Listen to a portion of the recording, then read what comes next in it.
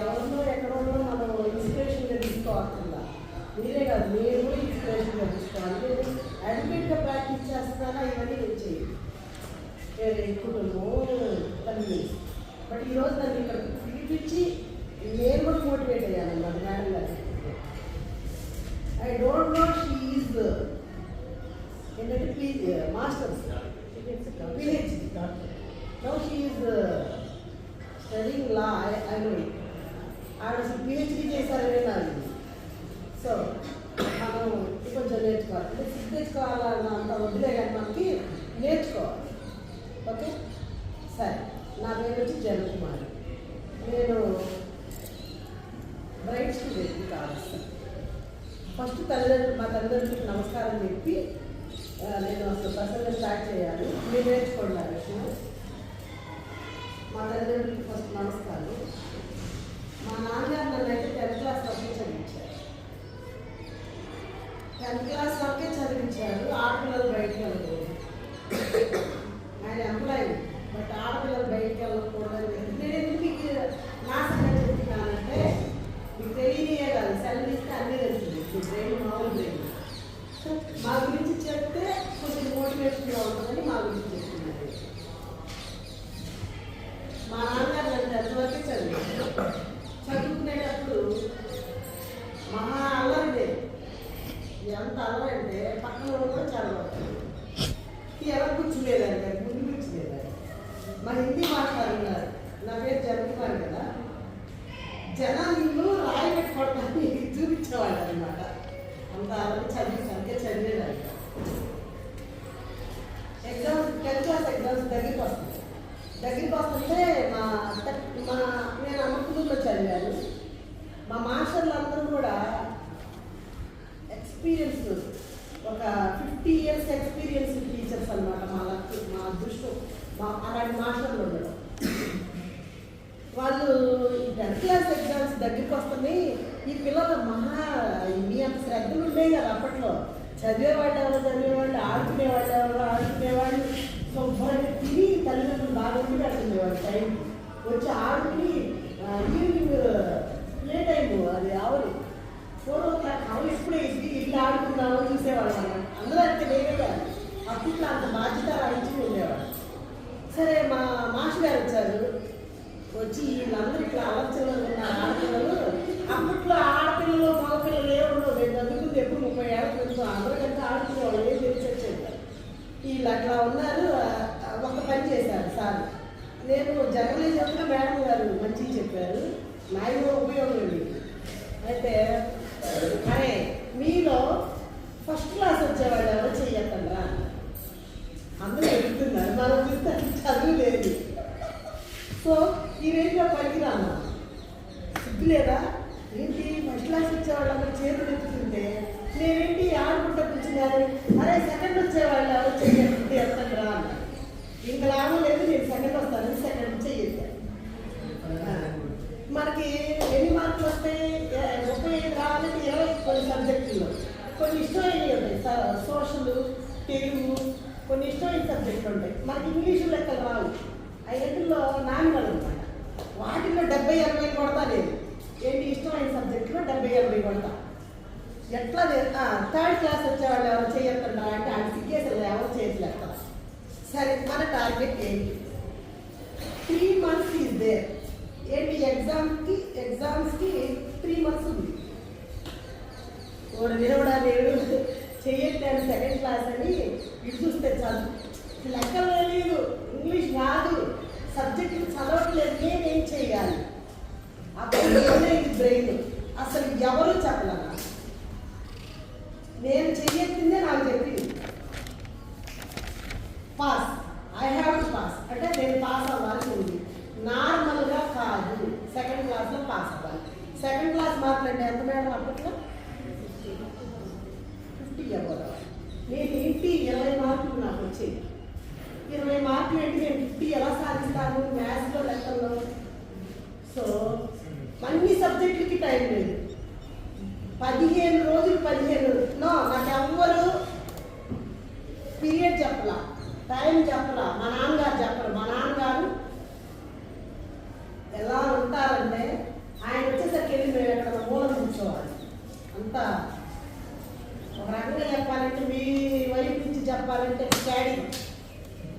Sadism ఎలా ఉంటుందంటే మా నాన్నగారిని చూస్తే తెలుస్తుంది. అసలు మా అమ్మ నవ్వడానికి లేదు, పిల్లలు నవ్వకూడదు మా నాన్నగారు వచ్చేసరికి. అంత స్ట్రిక్ట్ మా నాన్నగారు. ఎవరు చెప్పరు. మా అమ్మ చదువుకోలేదు అసలు. మా అన్న చూస్తే నాకు చెప్పడు. ఆయన ఎక్కడ డిగ్రీ చదువుతున్నారు అసలు, కాలేజీలో వేరే రెసిడెన్షియల్ డిగ్రీ చదువుతున్నాడు. మా చెల్లి చిన్నపిల్ల. మా టీచర్లను కూడా అడగాలని కూడా తెలియదు, టీచర్లను అడగాలని కూడా తెలియదు అప్పట్లో. ఎవరు అడిగితే చెప్తారు, మేడం అంటే అడిగితే చెప్తారు. ఎందుకు చెప్పడం మంచిగా నేనే టైం పెట్టుకుని ఎప్పుడు ఏం దీపాలు, అవుట్ హౌస్లో దీపాలు ఉండవు, అవుట్ హౌస్లో లైట్లు ఉండవు, బుడ్డీలు ఉంటాయి, కిరసనాయలు లాంతర్లు ఉంటాయి. ఆ రోజుల్లో అంటే లైట్లు ఉన్నాయి. 30 years బ్యాక్ కరెంట్ ఉంది, లైట్లు ఉంటాయి. ఆ బుడ్డీ దీపం పెట్టుకుని ఆ అవుట్ హౌస్లో చదువుతానే ఉండేదాన్ని. నైట్ స్కూల్ నుంచి వచ్చిన తర్వాత పని చేయాలి ఇంట్లో. మా అమ్మకు గిన్నెలు కడగాలి, ఇల్లు ఉడ్చాలి, ఇల్లు తుడుపులు ఉండలే గచ్చులు, ఈ గచ్చులుగా ఇల్లు ఉడ్చాలి, వాకిలు ఉడ్చాలి, నీళ్ళు తల్లి సర్ది టైంకి ముగ్గేయాలి. చిన్న ముగ్గు అవి వచ్చాక చెయ్యాలి. మధ్యలో స్నానాలు ఉంటాయి. ఇవన్నీ ఎప్పుడు అవుతాయి? నేను ఎప్పుడు చదువుకోవాలి నేను ఆరాట. అప్పుడు నైట్ మొత్తం 12 గంటల వరకు నిద్ర వస్తే నేల అలికి ఉంటుంది. నేల అవుట్డోర్స్ అంటే మంట పడితే చేస్తారు, ఇంట్లో చేయదు. ఆ నేల మీదే కూర్చొని ఆ దీపం పెట్టుకుని చదువుతూనే ఉండేదాన్ని. లెక్కలు ఎవరు చెప్పలా, అది చూసి నేనే చేసేదాన్ని. ఇంగ్లీష్ ఎవరు చెప్పలా, చూసి నేనే రాసేదాన్ని. మా మాస్టర్ ఒకసారి చెప్పారు, చూసి రాస్తే వస్తుంది సబ్జెక్టు. మా మాస్టర్ గారు చెప్పారు. అది గుర్తుంది. ఆ సెకండ్ చూసి రాస్తూనే ఉండేదాన్ని. ఇంగ్లీష్ వచ్చినంత వరకు లెక్కలు చేస్తూనే ఉండేదాన్ని. రిజల్ట్స్ వచ్చినాయి. సెకండ్ క్లాస్ 70 మార్కులు వచ్చినాయి మేడం.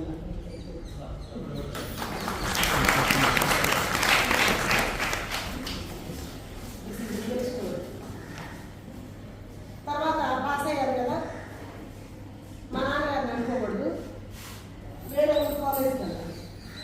మా ఫ్రెండ్స్ అందరూ చేరుతున్నారు కాలేజీలో. చేరుతుంటే మా నాన్నగారు నన్ను చేస్తున్నాను. ఎందుకు చేస్తున్నారు వాళ్ళు? ఆడపిల్లలు లవ్వులు చేస్తారు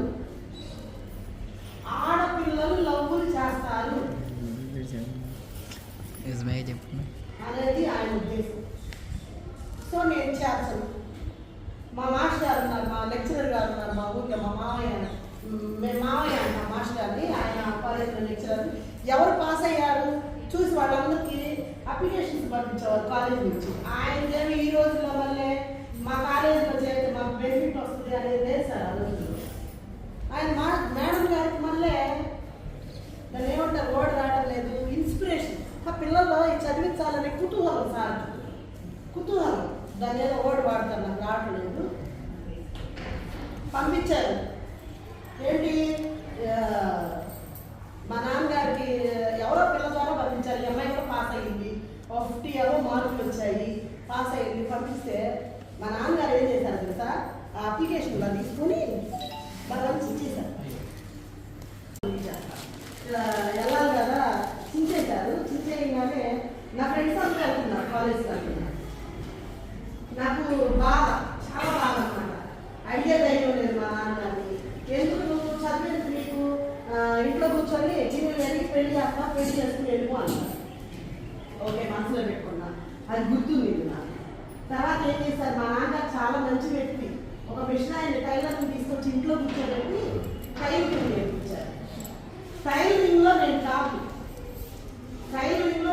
ఎట్లా తెలుసా, ఒక ఏరియా లేడీస్ అందరూ వచ్చి నా దగ్గర కుట్టించుకునేవాళ్ళు. ఎంత ఇచ్చేవాళ్ళు తెలుసా, 3 రూపాయలు ఇచ్చేవాళ్ళు రోజుకి. అంతకన్నా ఎక్కువ ఇవ్వాలి. 3 రూపాయలు ఇచ్చేవాళ్ళు. మార్నింగ్ ఈవినింగ్ 4 రోజులు కుట్టేదాన్ని. 3-12 రూపాయలు సంపాదించేదాన్ని. ఎందుకంటే ఒక అల్లగా ఉండే వాళ్ళలో కూడా ఒక మనిషి ఉంటుంది, మీలో కూడా ఎంత ఒక పర్సన్ ఉంటుంది. ఆ పర్సన్కి మోటివేట్ చేసేవాళ్ళు లేక ఆగిపోతున్నారు. ఇప్పుడు మేడం గారు రమ్మని కానీ నేను ఎందుకు వచ్చానంటే కొంచెం చెప్పాలనుకో కొడతామట్టిగా, మేడం గారు దాన్ని నేను కూడా కొంచెం మోటివేట్ చేస్తున్నాను, దాన్ని ఎక్కువ వచ్చేసాను అన్నమాట. అప్పుడు అది కూడా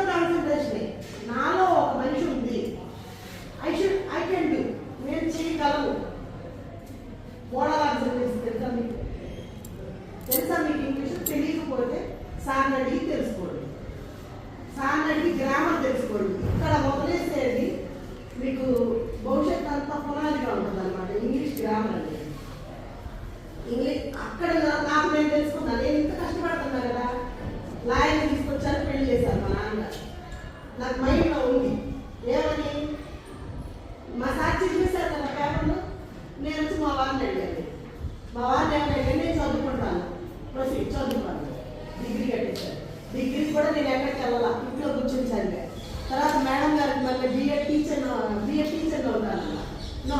టీచర్ అవ్వడానికి ఇక్కడ రాజవ్వాలన్నారు. మధ్యలో పిల్లలు ఉంటారు 3 సంవత్సరాలు. నా గోల్ ఎలా క్రియేట్ చేసుకున్నాను చూడండి. ఎవరో చెప్పలా మోటివేషన్. నాకు అసలు సెల్ కూడా రాదు మేడం గారికి. సెల్లో యాప్స్ డౌన్లోడ్ చేసుకోవచ్చు, ఏం రాదు, చూస్తా అంతే. ఈ టైం పెట్టుకునేది అనేది నాకు ఎప్పుడు చెప్పలేదు. 3 సంవత్సరాల్లో నాకు 2 పిల్లలు ఉంటారు. మళ్ళీ ఇంకో పాయింట్ చెప్తాను. మా పాప పుట్టింది 3వ నెలకు నేను లా ఎంట్రన్స్ ఎగ్జామ్స్ రాశాను. ఎక్కడ కూర్చున్నాను, మా వాళ్ళు పాలు తాగే మా పైన తీసుకుని కాలేజ్ బయట కూర్చున్నారు, ఏసీ కాలేజ్ బయట. ఎందుకంటే ఏడిస్తే పాలే వాళ్ళు. ఆ పాప పీరియడ్ చూడండి, గోల్ సెట్టింగ్. ఆ పాపని స్కూల్లో వేసే టైంకి I have to complete my DL.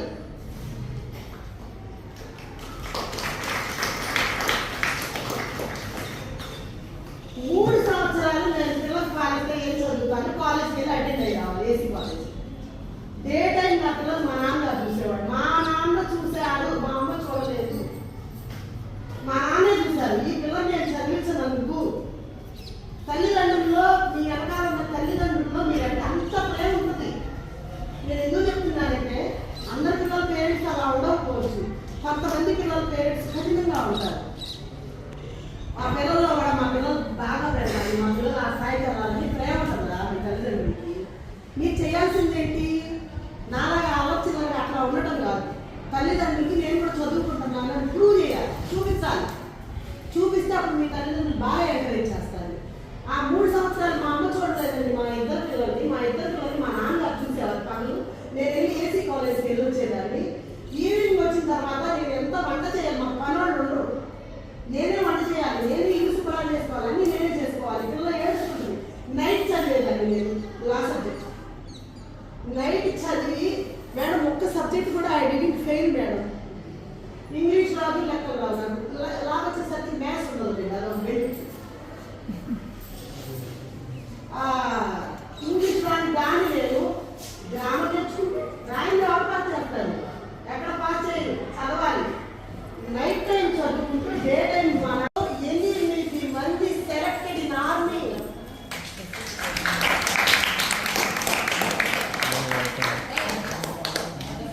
That is me. ఇక్కడ నేను డబ్బులు ఇచ్చాను లేకపోతే వాళ్ళు ఏం చేశానో కాదు, నాకు అది కాదు. కాదు మీలో కూడా చక్కగా చదువుకుని మీ మాస్టర్లకి తల్లిదండ్రులకి చక్కగా పేరు తీసుకొచ్చి, అరే ఫలానా ఇయర్లో వేరే అతి పెద్ద ఉద్యోగం కొట్టారు, గుర్తుపెట్టుకోండి నా మాటలు.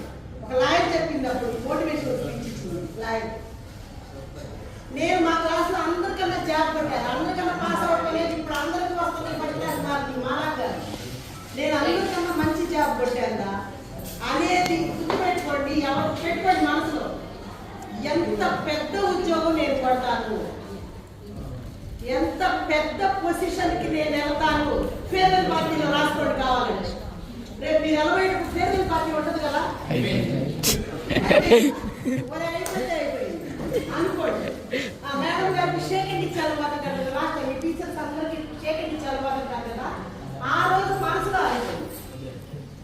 ఏమని డిసైడ్ అయిపోయింది లోపల, నేను ఇది అవుతా డిసైడ్ అయిపోయింది. ఆ రోజు గోల్ పెట్టుకోండి. ఏమని? నేను టీచర్ అవుతానన్నాను, నేను పోలీస్ ఆఫీసర్ అవుతానన్నాను. అవి తీరు మళ్ళీ మీ ఫ్రెండ్స్ అందరినీ గుర్తుపెట్టుకోండి. మేము కలిసాం, మా ఫ్రెండ్స్ అందరూ మేము కలిసాం. 20 years తర్వాత దాన్ని ఏమంటారు మేడం, మళ్ళీ తిరిగి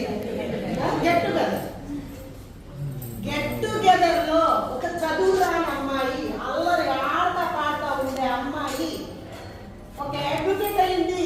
నాట్ ఓన్లీ అడ్వకేట్, నేను మా ఊర్లో వెళ్ళి ఆఫీస్ పెట్టాను. మా ఊర్లో వెళ్ళి ఆఫీస్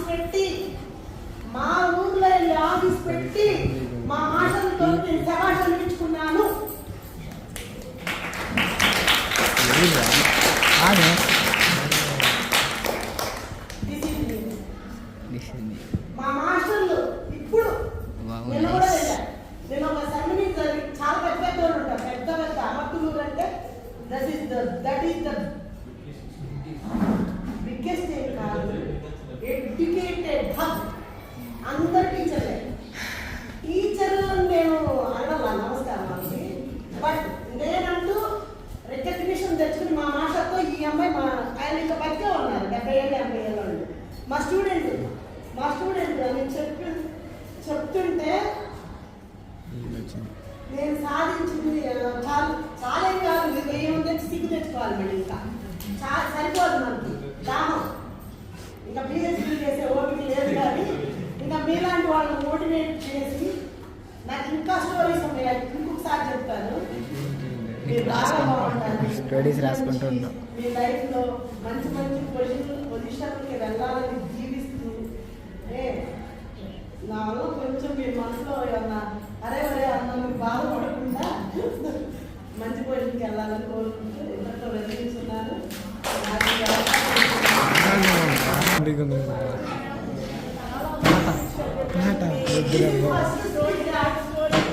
చాలా ఇన్స్పైరింగ్ గా ఉంది. మా పిల్లలు కూడా బాగా ఇన్స్పైర్ అయ్యి ఉంటారు. చాలా హ్యాపీగా ఉందండి. మీరు చాలా కష్టపడి ఈ స్టేజ్కి ఎదిగారు. చాలా సంతోషంగా ఉంది. ఇంకో లక్ష ఏంటో తెలుసా, నాకు ఎమ్మెల్యే గారు పిలిపించి నా చేత నోటరీ చేయించారు. అంటే తెలియదుగా టీచర్ నోటరీ ఏంటి అడుగు టీచర్ నోటరీ ఏంటి ఎక్స్పీరియన్సెస్ ఇవన్నీ విని మీరు కూడా బాగా ఇన్స్పైర్ అవ్వాలి. అండ్ మీరు కూడా మంచిగా చదువుకొని మంచి పొజిషన్లోకి రావాలని కోరుకుంటున్నాము. అలాగే మన మాస్టర్ గారు కూడా మా పిల్లల్ని ఉద్దేశించి